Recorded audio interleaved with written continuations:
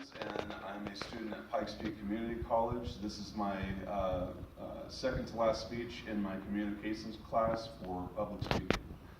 Today I'm going to be doing a eulogy, a tribute to Mr. Billy Graham. Coincidentally, Billy Graham was born on November 7th,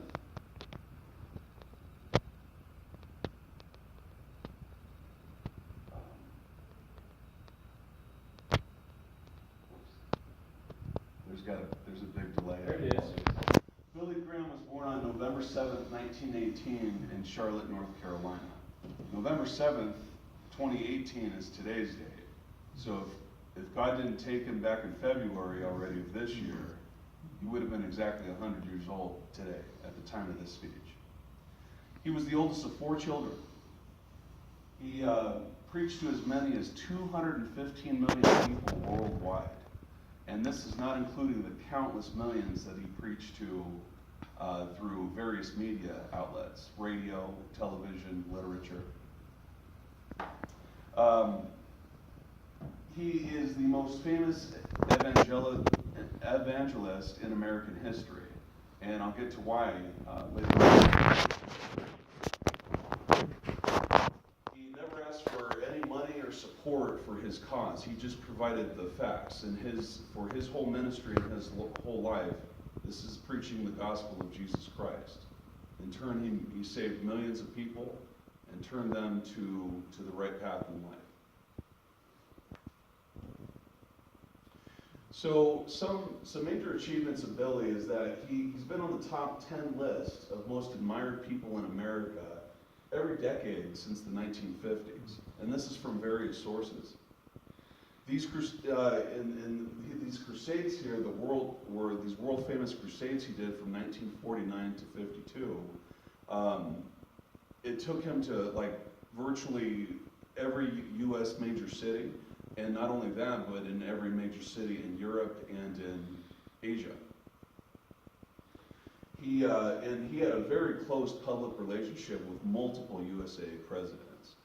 Some of them were a lot more stronger relationships than others.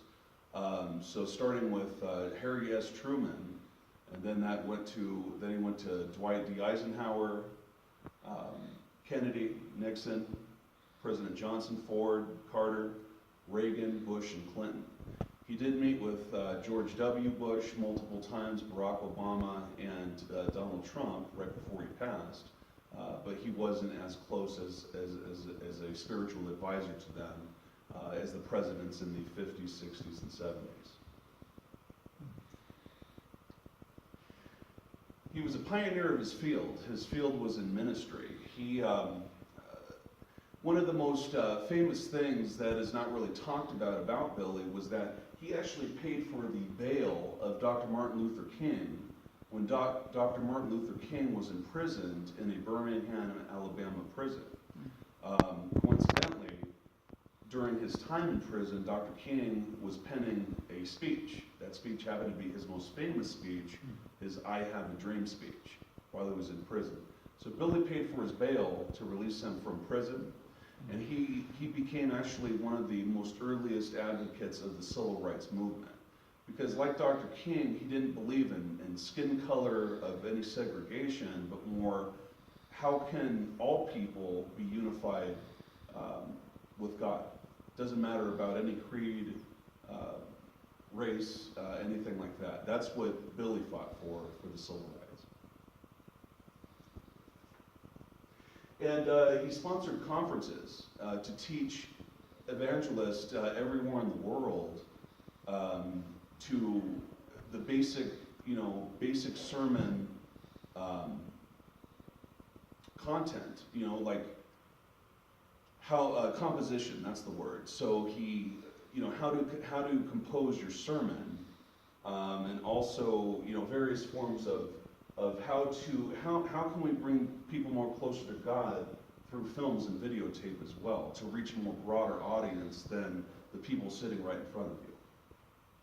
So these were evangelists from over 172 countries. So Billy, if you want to think of it like this, was sort of like the UN or the the United Nations of the spiritual conference of the world. Good stuff. So so Billy Graham was basically, in conclusion, he affected multitudes of men and women from all walks of life through packing stadiums, to preaching about Christ, to all of his radio stations, TV programs, and the writing he has done.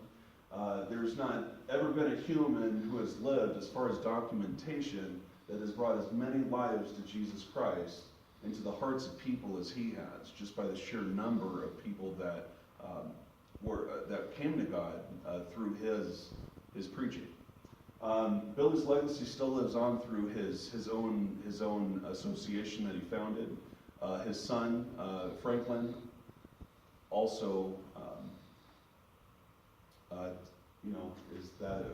he's with it as well, and the millions of people he touched. And he'll forever be missed here on this earth, but we do know that he is with God in heaven, which is good. And that is it for